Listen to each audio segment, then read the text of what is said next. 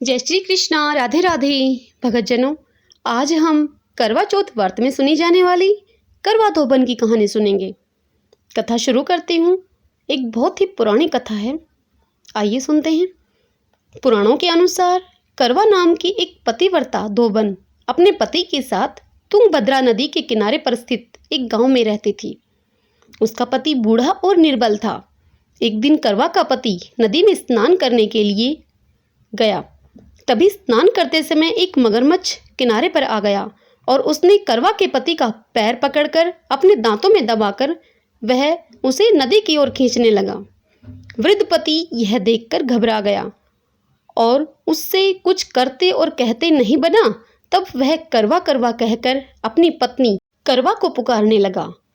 पति की पुकार को सुनकर करवा धोबन वहां नदी के पास आ पहुंची। फिर उसने पति को मृत्यु के मुंह में ले जाते हुए उस मगरमच्छ को देखा। करवा ने तुरंत एक कच्चा धागा लेकर मगरमच्छ को एक पेड़ से बांध दिया। करवा धोबन के सतीत्व के कारण मगरमच्छ कच्चे सूत के धागे से ऐसा बंधा कि वह टस से मस भी नहीं हो पा रहा था। अब करवा के पति और मगरमच्छ दोनों के ही प्राण संकट में थे।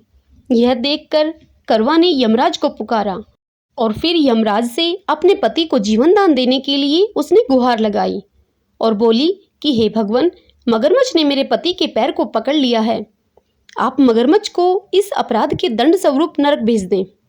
करवा की ये पुकार सुनकर यमराज ने उससे कहा कि अभी मगरमच्छ की आयु शेष है और तुम्हारे पति की आयु पूरी हो चुकी है, इसलिए मैं इस मगरमच्छ को यमलोक नहीं भेज सकता।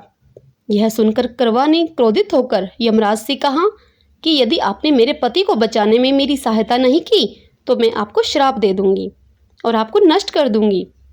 अब करवा का यह साहस देखकर यमराज भी उससे डर गए और उन्होंने मगरमच्छ को यमपुरी भेज दिया और इसी के साथ करवा के पति को दीर्घायु होने का वरदान भी दिया।